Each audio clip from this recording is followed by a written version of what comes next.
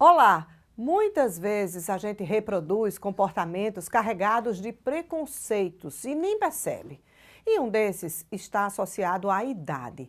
Ah, fulano é velho demais para assumir tal função, ou cicrano é muito jovem para ter determinada responsabilidade. Quando o preconceito contra as pessoas está associado à idade delas, isso tem nome, é etarismo. Ele é muito mais comum contra idosos, se manifesta de diversas maneiras e provoca danos psicológicos. A sociedade precisa falar sobre isso e o programa de hoje traz essa temática para produzir conhecimentos que ajudem você a não reproduzir etarismo por aí.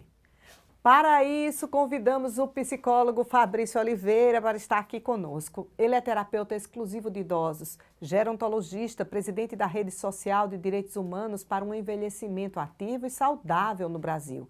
Professor, palestrante e pesquisador na área de envelhecimento. Chegou a hora, está no ar mais um Câmara Aberta para você.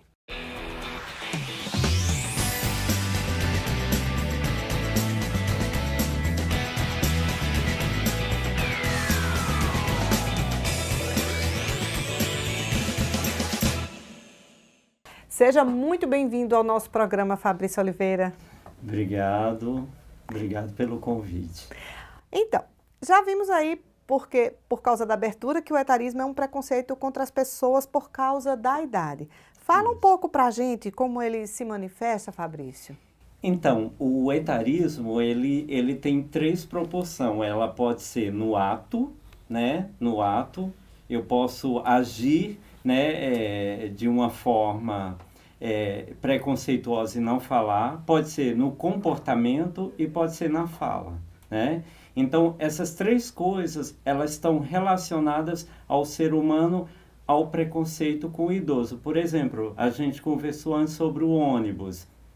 Ele não fala em sair ou ficar, ele está lá dormindo e não deixa o idoso sentar. Dá o lugar para o idoso sentar. Então, isso é o ato, né? O ato e o comportamento. Ele está se comportando com preconceito, ele não está falando, mas ele está se comportando com preconceito. E verbalmente, né? Que são essas pessoas que têm essas brincadeiras, né, de mau gosto sobre o idoso, sobre a idade. Ah, já está ficando velho, ou o aniversário, e aquela coisa toda, né? São brincadeiras que podem até parecer que são inofensivas, mas elas vão reproduzindo algo que a sociedade está precisando repensar, não é, Fabrício? Isso. E com essa ideia hoje de pode falar tudo, as pessoas acabam se traindo, né, sem estar se policiando pela boca. Porque, de repente, muita gente aqui no Nordeste, o idoso mora dentro de casa, né? No seu familiar. Então, tem alguma coisa na TV, olha aquele velho, nossa, e o idoso está ali do lado. Então, como é parente, como é aquela, ele fica calado. Então, aquilo é ruim para ele, porque ele vai, né, se fechando, ele vai se martirizando psicologicamente por causa disso. Olha, os meus filhos, meus netos falaram mal de um idoso na TV. Então, isso mostra que eu estou sendo excluído na família. Existem, então, inúmeras situações em que isso se manifesta e que acaba atingindo e as pessoas nem percebem que o idoso está ali. E acha, Michele, que eu só falei isso. Não... A partir do momento, qualquer coisa que você falou é violência psicológica. Porque, mãe, não use essa roupa que a senhora já é velha. Mãe, não põe batom que a senhora já é velha. Pai, não vai para aquele lugar que o senhor já é um velho. Então, essas atitudes, diga normais para a família, não é normal. Isso é violência psicológica. O idoso pode ir onde ele quiser, vestir o que ele quiser e ser feliz. Mas o etarismo, ele também se refere a um preconceito contra a idade das pessoas mais jovens também, porque apesar de ser mais comum em relação aos idosos, Isso. Não é, Fabrício? Mas também se refere quando se tem preconceito à pessoa porque é muito jovem para alguma situação. Existe essa definição, mas a ciência, né, ela traz mais a questão do depois do que o antes. Então, a gente vê muito isso. Por exemplo, a gente viu aquele fato, né, que repercutiu o Brasil, das jovens, e o que me chocou, que a mulher tinha 45 anos. Aqui entrou na Na faculdade, faculdade, isso. e aí estavam na mesma sala de aula Isso. de muitos jovens, né? Isso há uns 10, 15 anos, que eu tenho 10 anos, né, de trabalho com idoso. Há 10 anos que eu sou formado, eu me formei já, comecei a trabalhar com idoso. Esse preconceito forte eram os mais velhos. Agora eu estou vendo que os jovens, passou dos 30, já estão excluindo o outro. Então isso choca muito, porque aonde a gente podemos ir? Com quem podemos conversar? Isso complica a nossa cabeça, né? Fala um pouco aí sobre essa tua experiência. Você é gerontólogo, é Isso. professor, palestrante, trabalha aí, claro, com essa questão da pesquisa em torno do envelhecimento. Conta um pouco como é que tu chegou a trabalhar com o etarismo, né? A difundir o combate a esse preconceito. Na verdade, Michele, foi assim, eu terminei meu curso de psicologia, eu vim de São Paulo, eu morava em São Paulo há 15 anos, aí vim morar aqui na Paraíba, que eu sou do interior, sou de Esperança, né? Aí vim morar aqui por qualidade de vida, aquela coisa toda, aí terminei meu curso aqui. O meu TCC, eu falei sobre sexualidade na terceira idade, né? Eu entrevistei 32 idosos do Centro de Referência da Pessoa Idosa sobre isso, o que era isso. Mas a minha ideia depois do curso era fazer uma pós em gestão de pessoas e trabalhar em empresa, como psicólogo de RH. Mas aí tinha uma novela, né, da Rede Globo falando, trazendo esse tema. Tipo, a Natália Timbre estava namorando o Ari Fontoura e a Suzana Vieira era filha da Natália Timbre. E ela falava, mãe, a senhora é uma velha, não pode namorar, que coisa feia. Aí a TV Cabo Branco foi na minha casa, fez uma reportagem comigo e acabou os idosos me associando a isso. Então começaram a me ligar, venha me atender. Aí eu falei, não, eu não vou no seu consultório, porque vão falar, ó, o velho doido. Né? Aí eu comecei a perceber que não tinha um profissional aqui na Paraíba que tinha só esse olhar para o envelhecimento. Aí eu abracei essa ideia, então comecei a atender os idosos na casa deles. Então eu não tenho um consultório, há 10 anos que eu atendo na casa do idoso. Porque né? assim o idoso se sente mais à vontade. Mais à vontade, confortável. Né? E nesses 10 anos eu comecei a fazer outros cursos, tenho mais de 80 cursos sobre envelhecimento. Tenho 3 pós-graduação, tem uma que eu fiz no Hospital de Coimbra, em Lisboa, em Portugal, e terminei agora há um ano o mestrado em gerontologia pela Universidade de Barcelona, na Espanha, né? Só ao envelhecimento, porque eu defendo, Michele, uma coisa, se você abraçou essa ideia, vá a fundo. Né, vai estudar sobre isso, vá correr atrás, para que você ajude os idosos, ajude o seu público. Eu vejo muito profissional, eu vou trabalhar com isso, mas não se aprofunda. Não né? se aprofunda. Então eu me aprofundei e hoje eu tenho, né, esse currículo, graças a Deus. Escrevo para uma revista em Portugal sobre envelhecimento, dou aula em faculdade sobre envelhecimento e é isso. Fabrício, como é que o etarismo, com essa experiência que você tem atendendo idosos já há alguns anos, como é que você vê que o etarismo afeta esse público na prática? Primeiro, a família. Né? O meu mestrado, eu entrevistei 322 idosos pela internet, como foi o processo de pandemia. Para você ter uma ideia, Michele, os idosos que moram com a família, sentiram mais solidão na pandemia do que os que moram sozinhos. Então, o que me choca nesse sentido? E a família não estava em casa? Não, a família está nas redes sociais, né, no trabalho em casa, né, naquele trabalho em casa. Trabalho remoto. Remoto, e esqueceu de parar só 2 horas, não precisa muito, só 2 horas de dar atenção àquele idoso. Principalmente aquele idoso que não tem uma socialização muito boa com a internet, com o celular. Então, ele ficou excluído, né? Então, foi isso que me choca, a família que começa esse etarismo, né? A partir do momento que a família exclui, que a família não traz esse idoso como protagonista, né? Como protagonista daquele seio familiar, ela está excluindo. Então, o etarismo começa em casa. O idoso não está muito presente. Então, aquele jovem daquele seio familiar lá fora não vai sentir, né, simpatia, não vai estar legal com o idoso do lado. Ele vai dormir no ônibus, ele vai xingar o idoso, ele vai falar, o velho, entendeu? A partir do momento que a família abrace mais esse idoso como uma pessoa, né, que começou ali, porque tudo começou do idoso. Eles estão ali porque os idosos começaram, né, aquela árvore familiar.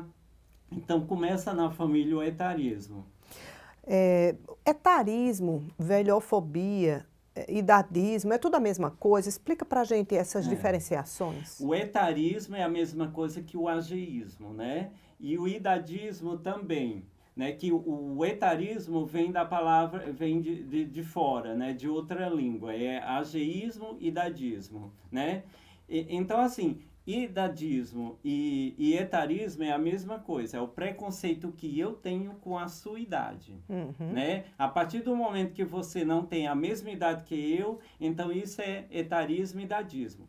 A velhofobia é eu, Fabrício, negando, né, uma negação do meu envelhecimento. Né? A gente vê muito aí as pessoas procurando, né, coisas surreais até, né? Para não demonstrar a idade que tem, negam em dizer a idade que tem. Negam, não fale, aquela coisa toda. Então, aí é onde está o etarismo para a família, porque o idoso começa a negar a idade, né? Porque ele tem velhofobia, então o etarismo fica ali na família gritante, né? Porque se o idoso tem velhofobia, imagina a família na questão do envelhecimento, né? Então, a velhofobia é o preconceito de eu envelhecer, das minhas rugas, do meu cabelo branco, das sou eu na comigo pele. mesma. Exatamente. E o etarismo e o idadismo é o preconceito eu com a pessoa que está envelhecendo. É isso, estamos conversando com o psicólogo Fabrício Oliveira sobre etarismo. É hora do intervalo, daqui a pouco a gente volta.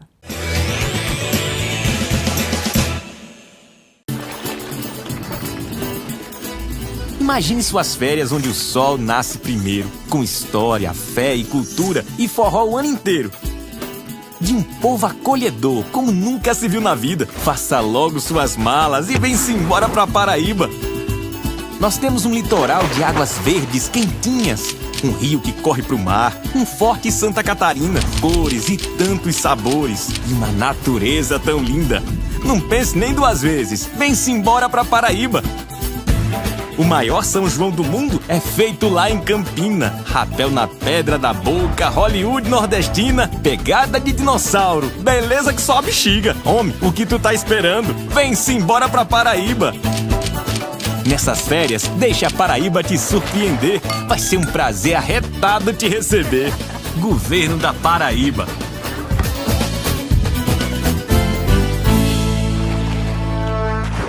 Quero começar o meu discurso dizendo que, como vereador, vou priorizar a área da educação.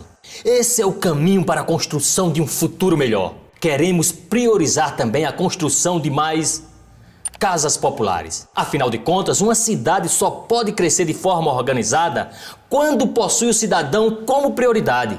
Vamos também Com a sua participação, os vereadores ajudam a construir um futuro melhor. Câmara Municipal de João Pessoa. Bom dia, boa tarde, boa noite para você que está me assistindo. Hoje vamos falar sobre um fenômeno que vem se alastrando em proporções avassaladoras. Tudo começa com um simples transmissor. Uma pessoa que passa para o seu grupo familiar, espalha para sua comunidade e rapidinho temos um grande número de pessoas contaminadas. Parece até o espalhamento de um vírus. E na verdade, esse fenômeno é uma espécie de vírus. Eu estou falando das fake news em um processo eleitoral. Essa divulgação de boatos e notícias falsas é letal para a democracia. Acaba com a reputação de pessoas idôneas, esconde a verdade sobre candidatos mal intencionados e, no final, todo mundo leva tempo para se curar dos efeitos. Então vamos combinar o seguinte? Tudo que você receber, verifique, confira a fonte, consulte as agências de checagem. Quem espalha fake news prejudica outras pessoas, a si mesmo e pode estar cometendo um crime. Se for fake news, não transmita. Justiça eleitoral, a justiça da democracia. Você quer contribuir para melhorar nossa João Pessoa? A sua ideia pode fazer parte de uma lei da cidade. Conheça o E-Democracia, o portal de participação popular da Câmara Municipal, em que cada cidadão pode contribuir perguntando, opinando e dando sugestões para novos projetos de leis. Acesse edemocracia.joaopessoa.pb.leg.br. E-Democracia, sua participação melhora a nossa cidade. Câmara Municipal de João Pessoa, a casa do povo. O Câmara Aberta está de volta com a nossa entrevista sobre etarismo com o psicólogo Fabrício Oliveira. Fabrício, etarismo é crime? É crime porque ele entra dentro da violência psicológica, entendeu? Ele é crime porque está dentro da violência psicológica. Não tem assim, etarismo é crime, mas a violência psicológica é. E o que é a violência psicológica? É eu falar da sua idade, dos seus... eu xingar você devido ao envelhecimento. Então, assim, a partir do momento que eu estou xingando qualquer idoso, qualquer pessoa sobre a sua idade, né, sobre o seu tempo, isso é uma violência psicológica, é crime, tá lá no Estatuto do Idoso, né, de 3 a 6 meses de prisão, né, a pessoa leva, e é um etarismo, né, entendeu? Os danos psicológicos que o etarismo, esse tipo de preconceito provocam, tem um potencial de levar a pessoa a desenvolver que tipo de doenças? A depressão. Né? A depressão, eu já tirei muitos idosos de depressão profunda, eu sou muito procurado pela família, né? Porque depois que vem o estrago, aí é que a família procura o profissional. Sem nem saber que ela tem um papel de contribuição naquela depressão ali. Exato. Porque, olha só, eu digo um exemplo de barra, aquela barra de banheiro, né? Sim. Né? Uma mulher falou para mim, eu não coloquei ainda barra, porque como eu trabalho home care dentro da casa do idoso, então eu tenho um olhar 360 graus daquela zona de conforto dele, né? O que está acontecendo dentro da casa dele, brinquedos que ele pode cair. Você sabe que o índice de queda é muito grande, né? Em idosos, exato, né? A segunda morte, né, no Brasil e no mundo são quedas. Por causa disso. Mas ele cai, aí lá no hospital ele adquire uma infecção, alguma coisa, mas a queda que levou ele para o hospital, entendeu? Então, eu não coloquei barra, doutor, porque ele nunca caiu, entendeu? Então, a mesma questão da depressão. Eu começo a falar, né, coisas de velhice, a ser pejorativo na questão do envelhecimento e o idoso escutando. Aí ele começa a ficar calado, triste, aí vem a depressão. Então, a maior causa do etarismo no idoso é a depressão. A gente vê que as pessoas estão com mais longevidade, assim, até os dados mostram isso, chegam a uma idade mais madura, né, também mais ativas, né, e experientes. Assim, como é que você vê essa questão? Até quando você acha que essa força de trabalho vai ser desconsiderada? Porque há muitos idosos que, pela idade, já são considerados idosos, mas estão ativos e gostam de estar ativos, mas muitas vezes não conseguem oportunidades. Então, Michele, como eu já fui para a Argentina fazer um trabalho lá sobre envelhecimento, já fui para a Espanha, já fui para Portugal, né? Então eu vejo que lá fora não tem isso, só aqui. Aqui, se você passou dos 40 anos, está desempregado, pronto, já era. Porque os empresários, eles têm um olhar que depois dos 40, dos 50, você não é produtivo. E eu brigo muito com isso, porque lá em São Paulo tem a Mature Jobs, que é uma empresa, né, que ela tem um banco de dados de idosos, de pessoas acima dos 50, né, para os empresários, né, aproveitar. Então, aqui tinha que ter. Aí eu lhe digo um exemplo. Por exemplo, uma recepção de um hotel. Se eu coloco uma menina de 20 anos, ela não passa 2 anos ali. Por quê? Ela está estudando, é difícil. Está começando a trajetória dela, ela precisa de diversificar aquelas experiências. Porque não existe um jovem que não tenha, né, na sua cabeça crescer na vida. Verdade. Então, se eu colocar uma idosa ativa, uma idosa depois dos 50, dos 60, ativa lá na recepção, eu não vou ter índice de falta de TPM, de levar filho na creche. Eu vou ter aquele funcionário ali sempre. E como o idoso ele viaja muito, ele sabe, ele tem um macete de atendimento. Então, ele vai atender o público... Com a sensibilidade maior. Exatamente, porque... Imagina, chegam os idosos aí, né? Aí o jovem, senta ali. Não, o idoso, na recepção, ele vai ver se aquela cadeira é adequada para aquele idoso, para depois mandar ele sentar. Então, tem todo esse olhar. Então, tem empregos que dá para pôr o idoso, dá para colocar. É só uma questão cultural, mudar um pouco a mente. Isso, e os empresários têm essa sensibilidade. Aí eu conto uma coisa para você muito legal, né, de primeira mão. Eu criei o selo Empresa Amiga da Longevidade, levei para o Conselho do Idoso, foi aprovado e a gente vai lançar em junho agora esse selo. O que é esse selo? Dá à empresa um selo a partir de algumas coisas que ele fizer em prol da pessoa idosa. Seja dar um trabalho, ajudar algum grupo de idoso, dar essa abertura à pessoa idosa. Algum tipo de programa específico, isso, exatamente. Né? Até modificações no espaço físico que se adequem à realidade, né? Tudo que a empresa fizer em prol daquele idoso, ela pode ganhar o selo Empresa Amiga da Pessoa Idosa. Da longevidade, a gente colocou Empresa Amiga da Longevidade, né? Bacana. Olha só, na sua visão, faltam os mais novos saber mais e procurar aprender com a experiência dos mais velhos? Ou falta aos mais velhos buscar também mais se atualizar em relação a essa realidade imposta pelo digital, né? Porque principalmente os idosos que ainda estão ativos para poder dominar isso melhor. Isso.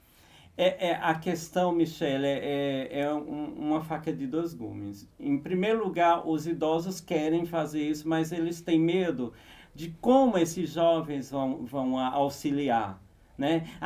O senhor, aprende aí. Tem jovem, eu já vi relatos que, me dê aqui, vou. Pronto, é assim. Não, ele tem que parar e ensinar o idoso, né? Então, os jovens ter mais empatia com o envelhecimento, né? Ter mais paciência. Se você procurar no Google, um profissional na área do envelhecimento é difícil achar. Por quê? Eles não têm paciência com o idoso. Eu já cheguei de ficar 4 horas atendendo um idoso, porque ele esquecia, falava de novo, aí demorava. Então, procure um profissional com essa sensibilidade, com esse olhar. Uma coisa é, dar dinheiro, eu vou... Não, outra coisa é você ter um olhar empático com isso. Não é questão que, tem muito idoso, a longevidade, eu vou trabalhar nisso. Cuidado que você se peca, né? Porque o idoso, ele conhece, ele tem um filho, se você é aberto ao envelhecimento ou não, entendeu? A gente vê que em algumas culturas, como no Japão, por exemplo, o idoso ele é muito valorizado. Coisa que a gente não vê acontecer aqui no nosso país. Você acha que para mudar essa realidade, para diminuir esse etarismo, precisaria ter uma mudança estrutural na educação desde a infância, uma educação para esta realidade? Porque envelhecer é um processo que passamos todos desde que nascemos. Isso, ninguém quer morrer jovem, né? Precisa, Michele, precisa da escola dar essa oportunidade, né? Onde chama a intergeracionalidade. O que é isso? Eu levar o idoso ao jovem e eu levar o jovem ao idoso.